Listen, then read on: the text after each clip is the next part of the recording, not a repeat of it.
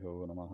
नारायणाय परिपूर्णगुणार्णवाय विश्वोदयस्थितिलयोन्यतिप्रदाय ज्ञानप्रदाय विबुधासुरसौख्यदुःखसत्कारणाय वितताय नमो नमस्ते। नारायणं सुरगुरुं जगदेकनाथं भक्तप्रियं सकललोकनमस्कृतं च त्रैगुण्यवर्जितमजं विभुमाध्यमीशं वन्दे भवग्नममरासुर सिद्धवन्द्यं नारायणं नमस्कृत्य नरं चैव नरोत्तमं देवीं सरस्वतीं व्यासं ततो जयमुदीरये। कृष्णाय वासुदेवाय हरये परमात्मने प्रणतः क्लेशनाशाय ಗೋವಿಂದಾಯ ನಮೋ ನಮಃ. ಶ್ರೀಮನ್ ಮಹಾಭಾರತ ತಾತ್ಪರ್ಯ ನಿರ್ಣಯ 2ನೇ ಅಧ್ಯಾಯದ 153ನೇ ಶ್ಲೋಕ. ಇದು ಪವಮಾನ ಸೂಕ್ತದಲ್ಲಿ ಬಳಿತಾ ಸೂಕ್ತದಲ್ಲಿ ಬರುವ ಮಂತ್ರ ಇದು. ನಿರ್ಯದೀಂ ಬುಧ್ನಾನ್ ಮಹಿಷಸ್ಯ ವರ್ಪಸ ಈಶಾನಾಸಃ ಶಬಸಾ ಕ್ರಂತ ಸೂರಯಃ ಯದೀಮನು ಪ್ರದಿವೋ ಮಧ್ವ ಆಧವೆ ಗುಹಾ ಸಂತಂ ಮಾತರಿಶ್ವಾ ಮಥಾಯತಿ. ಹಾಗೆ ಅತ್ರ ದಾಯಿ ಜನಿ ಜನಯಂತೆ ಇತಿ ಪದೇಶು ಅಲ್ಲೋಪಾಶ್ಚಾಂದಸತ್ವಾದೇವ ಇತಿ ಅವಗಂತವ್ಯ. ಯತಃ ಯಸ್ಮಾತ್ ಬುಧ್ನಾತ್, ಯಾವ ಕಾರಣದಿಂದ ಬುಧ್ನಾತ್ ಅಂದರೆ ಜ್ಞಾನರೂಪ ಮಧ್ವಾಚಾರ್ಯರ ಅಂದರೆ ವಾಯುದೇವರ 3ನೇ ಅವತಾರ ಶ್ರೀಮನ್ ಮಧ್ವಾಚಾರ್ಯರ ರೂಪ ಅಂತ ಹಿಂದೆ ನೋಡಿದ್ದೀವಿ. ಅದು ಜ್ಞಾನ ಕಾರ್ಯಕ್ಕಾಗಿ ಅವತಾರ ಮಾಡಿದ ರೂಪ. ಮಹಿಷಸ್ಯ ಮಹಿತ ಜ್ಞಾನಾದಿ ಷಡ್ಗುಣಸ್ಯ ವಿಷ್ಣೋಹೋ, ಪರಮಾತ್ಮನ ಶ್ರೇಷ್ಠನಾದ ಮಹಾಜ್ಞಾನವುಳ್ಳವನಾದ ಆ ಪರಮಾತ್ಮನ ಗುಣಾನ್ ವರ್ಣೀಯತ್ವೇನ ಪಾತೃತ್ವೇನ ಚ ವರ್ಷಸಂಜ್ಞಕಾನ್ ಈಶಾನಾಸಃ, ಅದನ್ನ ವರ್ಣ ಮಾಡ್ತಾ ಇದ್ರು. ಅಂದ್ರೆ ಪರಮಾತ್ಮನ ಗುಣಗಳನ್ನ ತಿಳಿಸಿಕೊಡ್ತಾ ಇದ್ರು. ಅದನ್ನ ಚೆನ್ನಾಗಿ ಸಜ್ಜನರ ಹೃದಯದಲ್ಲಿ ಇರುವಂತೆ ಮಾಡ್ತಾ ಇದ್ದವರು ಶ್ರೀಮನ್ ಮಧ್ವಾಚಾರ್ಯರು ಅಂತ. ಅಂಥವರು ಈಶಾನಾಸಃ, ಲೋಕೆ ಈಶಾನ ರೂಪ, ಲೋಕದಲ್ಲಿ ಈಶಾಂತ ಪ್ರಸಿದ್ಧರಾದವರು ಯಾರು? ರುದ್ರದೇವರು. ರುದ್ರದೇವರೇ ಮೊದಲಾದ ಅನ್ಯೇಚ ಸೂರ್ಯ, ರುದ್ರದೇವರೇ ಮೊದಲಾದ ಜ್ಞಾನಿಗಳಿಗೆ ಮನುಷ್ಯೋತ್ತಮ ಪರ್ಯಂತಹ, ರುದ್ರದೇವರಿಂದ ಪ್ರಾರಂಭ ಮಾಡಿ ಮನುಷ್ಯೋತ್ತಮರು ಅಂತ ಯಾರಿದ್ದಾರೆ ಸಜ್ಜನರು ಮುಕ್ತಿ ಯೋಗ್ಯರು ಅವರೆಲ್ಲರಿಗೂ ಕೂಡ ಶಬಸ ಅಂದ್ರೆ ಸುಖೇನ ನಿರಾಕ್ರಾಂತಹ ನಿತರಾಂ ಜ್ಞಾತವಂತಹ, ಚೆನ್ನಾಗಿ ಅವರು ಅಭ್ಯಾಸವನ್ನ ಮಾಡಿಸಿದರು ಅಂತ ಹೇಳ್ತಾರೆ. ಬುಧ್ನಾತ್ ಸ್ವಮೂಲಭೂತಾತ್ ಇತಿ ವಾ ಅರ್ಥಃ. ರುದ್ರಾದೀನಾಂ ಕಾರಣಭೂತಃ ವಾ ಭಗವಾನ್ ಆಚಾರ್ಯವರ್ಯ ಇತಿ. ರುದ್ರಾದಿಗಳಿಗೆ ರುದ್ರದೇವರಿಂದ ಪ್ರಾರಂಭ ಮಾಡಿ ಮನುಷ್ಯರ ಪರ್ಯಂತ ಎಲ್ಲರಿಗೂ ಕೂಡ ಜ್ಞಾನಕ್ಕೆ ಕಾರಣವಾದವರು, ಜ್ಞಾನ ಬರೋದಕ್ಕೆ ಕಾರಣವಾದವರು ಅಂದ್ರೆ ಅವರು ಶ್ರೀಮನ್ ಮಧ್ವಾಚಾರ್ಯರು ಅಂತ ಅರ್ಥ. ಸರ್ವಸ್ಯ ಮೂಲಭೂತಾದ್ ವಿಷ್ಣೋಃ ಪ್ರಸಾದಾನ್ ನಿರಜಾನಂತ ಇತಿವ ಅರ್ಥ. ಅಥವಾ ಎಲ್ಲರಿಗೂ ಮೂಲನಾದ ಪರಮಾತ್ಮನಿಂದ ವಿಶೇಷವಾಗಿ ಅವರ ಅನುಗ್ರಹದಿಂದ ಜ್ಞಾನ ಕಾರ್ಯವನ್ನು ಮಾಡಿದವರು ಅಂತ ಅರ್ಥ ಬರ್ತದೆ.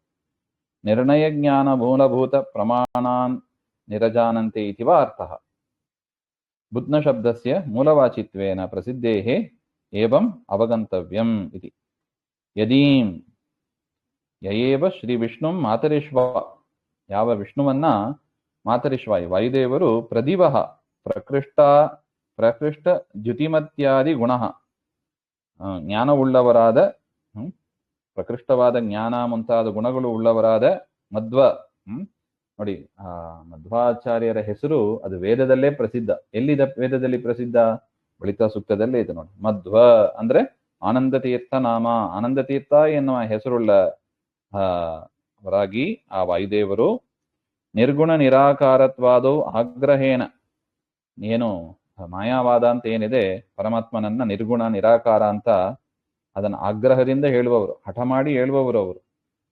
ತಮ್ಮ ಸಿದ್ಧಾಂತ ಅದು ಪ್ರಮೇಯ ವಿರುದ್ಧ ಅಂತ ಗೊತ್ತಿದ್ರು ಕೂಡ, ಪ್ರಮಾಣ ವಿರುದ್ಧ ಅಂತ ಗೊತ್ತಿದ್ರು ಕೂಡ ಅದನ್ನ ಒಪ್ಪದೆ ಆಗ್ರಹದಿಂದ ಅಶುಭೈಹಿ ಕುತರ್ಕ ಜಾಲೇನ, ಕುತರ್ಕದಿಂದ ಗೂಹಿತಂ ಆಚ್ಛಾದಿತಂ, ಪರಮಾತ್ಮನ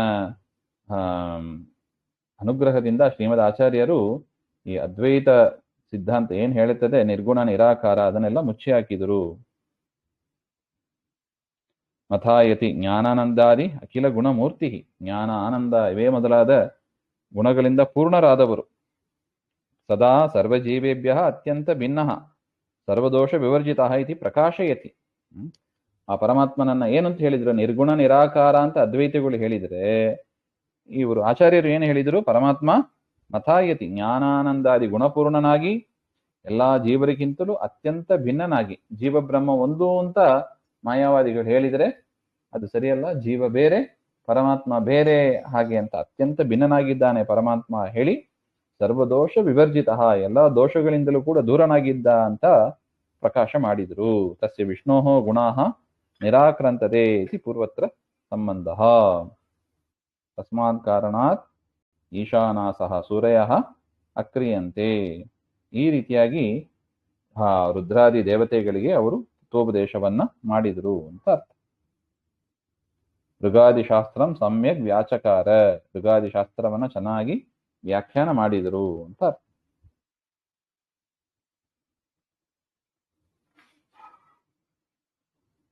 ಮಥಾಯತಿ ಅಂದ್ರೆ ಮಥ್ನಾತಿ, ಶಾಸ್ತ್ರೇನ ವಿಚಾರ್ಯ, ಶಾಸ್ತ್ರದಿಂದ ವಿಚಾರ ಮಾಡಿ, ನಿಶ್ಚಾಯತಿ ಅದನ್ನ ದೃಢಜ್ಞಾನ ಬರುವಂತೆ ಮಾಡಿದರು ಅಂತ ಅರ್ಥ.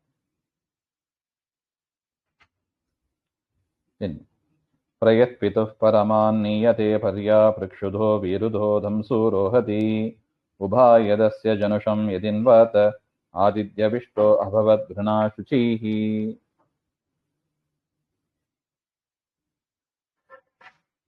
ತಸ್ಯೈವ ಅವತಾರಸ್ಯ ಸಾಮರ್ಥ್ಯಾಂತರ ಮುಚ್ಚತೆ. ಆ ವಾಯುದೇವರ ಅವತಾರವಾದ ಶ್ರೀಮನ್ ಮಧ್ವಾಚಾರ್ಯರ ಸಾಮರ್ಥ್ಯವನ್ನ ಹೇಳ್ತಾರೆ.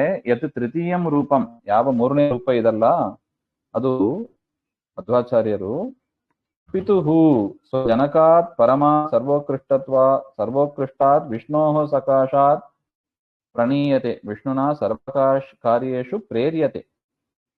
ಅಂದ್ರೆ ನಿಜವಾಗಲೂ ಮಧ್ವಾಚಾರ್ಯರ ಜನಕ ಅಂದ್ರೆ ಅದು ವಿಷ್ಣುವೇ. ಅಂತ ಜನಕನಾದ ಪರಮಾತ್ಮ, ಸರ್ವೋತ್ಕೃಷ್ಟನಾದ ಪರಮಾತ್ಮನಿಂದ ಆಜ್ಞೆಯನ್ನು ಪಡೀತಾರೆ. ಏನು? ಸರ್ವ ಕಾರ್ಯೇಷು ಪ್ರೇರೆ, ಎಲ್ಲ ಕಾರ್ಯದಿಂದಲೂ ಕೂಡ ಹೀಗೆ ಮಾಡು ಹಾಗೆ ಮಾಡು ಅಂತ ಪರಮಾತ್ಮನ ಪ್ರೇರಣೆಯಂತೆ ಮಾಡತಕ್ಕವರು ಶ್ರೀಮನ್ ಮಧ್ವಾಚಾರ್ಯರು. ಅತಚ ಚಕ್ಷುಷಃ ಪ್ರಶ್ನರೂಪಾಃ ವೀರುದಃ ಪ್ರಸತಿಃ ಖಂಡನಾರ್ಥಂ ದಂತೇಷು ಪರಿಹಾರೋಹಯತಿ ಸ್ಥಾಪಯತಿ.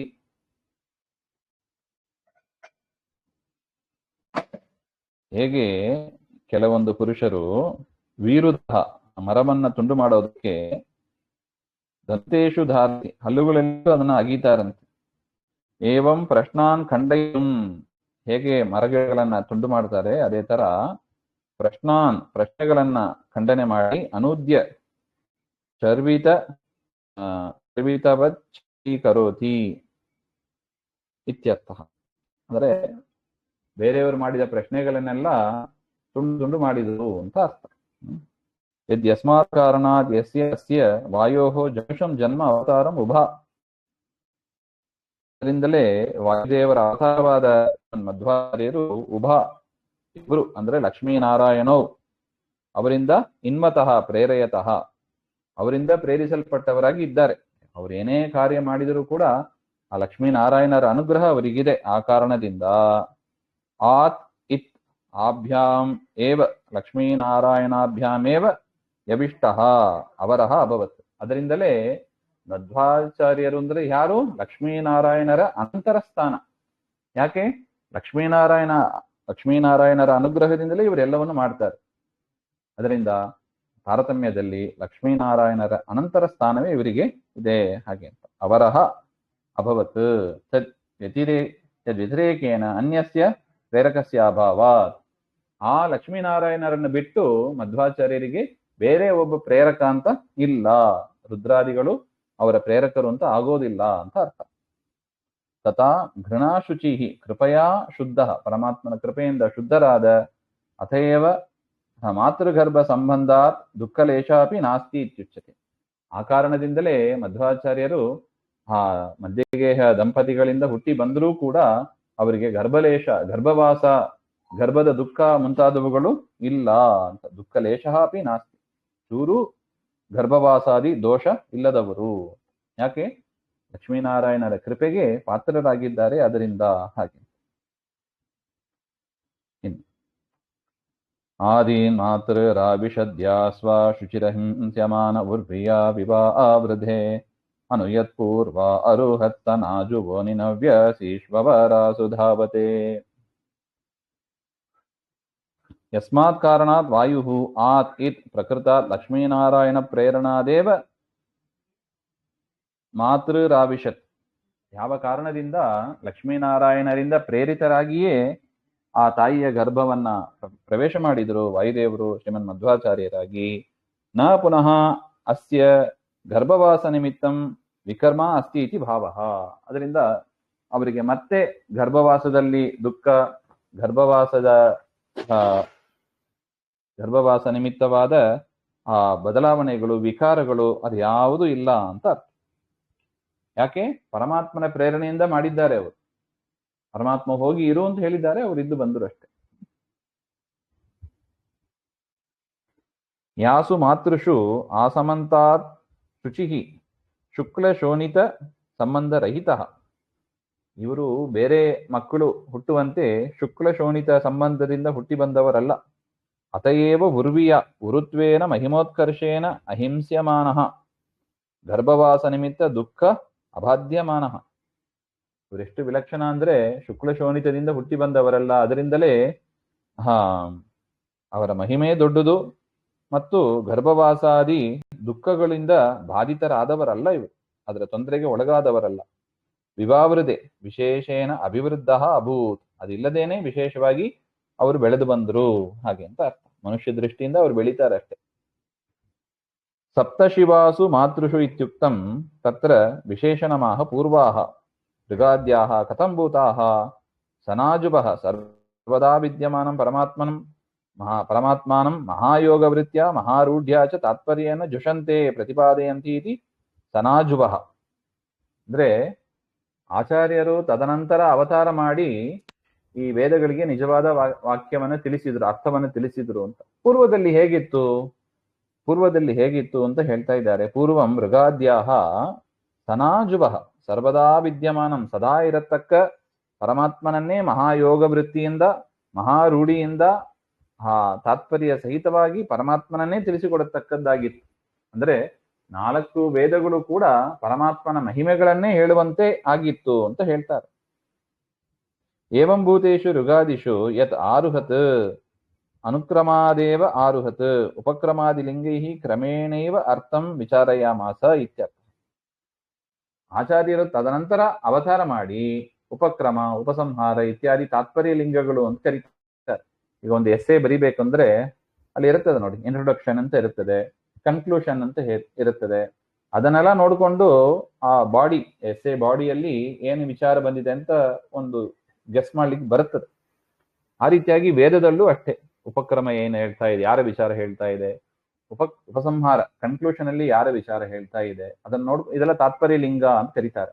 ಯಾವ ಶಬ್ದ ಮತ್ತೆ ಮತ್ತೆ ರಿಪೀಟ್ ಆಗ್ತಾ ಇದೆ, ಯಾವುದು ಹೊಸ ಅರ್ಥವನ್ನ ಇಲ್ಲಿ ತಿಳಿಸಿಕೊಡ್ತಾ ಇದ್ದಾರೆ, ಈ ತರ ಎಲ್ಲ ನೋಡಿ ಈ ಒಂದು ಎಸ್ಸೆಗೆ, ಈ ಒಂದು ವರ್ಗಕ್ಕೆ, ಈ ಒಂದು ಸೂಕ್ತಕ್ಕೆ ಇದೇ ಅರ್ಥ ಅಂತ ನಾವು ನಿರ್ಧಾರ ಮಾಡ್ಲಿಕ್ಕೆ ಬರ್ತದೆ.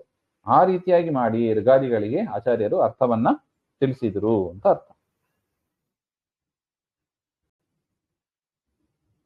ಉಪಕ್ರಮಾದಿಲಿಂಗೈ ಕ್ರಮೇಣೇವ ಅರ್ಥಂ ವಿಚಾರಯಾಮಾಸ. ಅವರಾಸು ತ್ರಿಷು, ಇನ್ನು ಇದು ವೇದದ ವಿಚಾರ. ತದನಂತರ ತ್ರಿಷು ಇತಿಹಾಸ ಪುರಾಣ ಪಂಚರಾತ್ರ ಅಂತ ಮತ್ತೆ 3 ಇದೆ. ಒಟ್ಟು 7 ಅಲ್ಲವೇ? 4 ವೇದ, ಇತಿಹಾಸ ಪುರಾಣ ಪಂಚರಾತ್ರ ಅಂತ 7 ಸಪ್ತಶಾಸ್ತ್ರ, ಸಪ್ತಶಿವಾಸು ಮಾತೃಷು ಅಂತ ನೋಡಿದ್ದೀವಿ.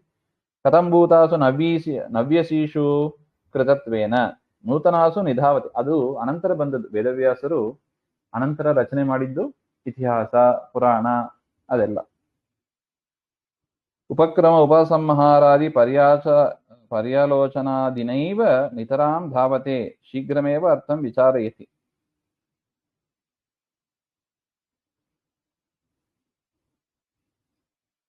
ಅಂದ್ರೆ ಆಚಾರ್ಯರು ವೇದಕ್ಕೆ ಎಷ್ಟು ಟೈಮ್ ತೆಗೆದುಕೊಂಡ್ರೋ ಅಷ್ಟು ಟೈಮು ಬೇಕಾಗಿಲ್ಲವಂತ. ಇತಿಹಾಸ ಪುರಾಣಗಳನ್ನ ಕೂಡಲೇ ಅವರು ಅದರ ವಿಚಾರವನ್ನ ಹೇಳ್ತಾ ಇದ್ರು ಅಂತ. ಯಾಕೆ? ತದರ್ಥಸ್ಯ ಪೂರ್ವಮೇವ ಅವಗತತ್ವ, ಅದನ್ನು ಮೊದಲೇ ತಿಳಿದಿದ್ರು. ಇತಿಹಾಸ ಪುರಾಣ ಪಂಚರಾತ್ರಗಳ ಅರ್ಥವನ್ನ ಮೊದಲೇ ತಿಳ್ಕೊಂಡಿದ್ರು. ಅದರಿಂದ ಕೂಡಲೇ ಅದರ ಅರ್ಥವನ್ನ ಹೇಳ್ತಾ ಇದ್ರು. ಶೀಘ್ರ ಗಮನಂ ಹಿ ಧಾವನಂ ಲೋಕೆ ಪ್ರಸಿದ್ಧಂ ಇತಿ. ಅದು ಆಚಾರ್ಯರ ಮತ್ತೊಂದು ಮಹಿಮೆಯನ್ನ ಹೇಳತಕ್ಕದ್ದು ಅಂತ.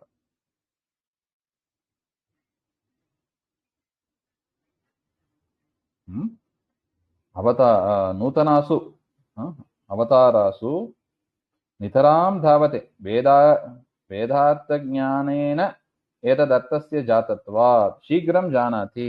ಅದನ್ನ ಬೇಗನೆ ತಿಳ್ಕೊಂಡ್ರು, ಬೇಗನೆ ಅದರ ಅರ್ಥವನ್ನು ಹೇಳ್ತಾ ಇದ್ರು, ಹಾಗೆ ಅಂತ ಅದರ ಅರ್ಥ. ಇದು ಆಚಾರ್ಯರ ಮಹಿಮೆ.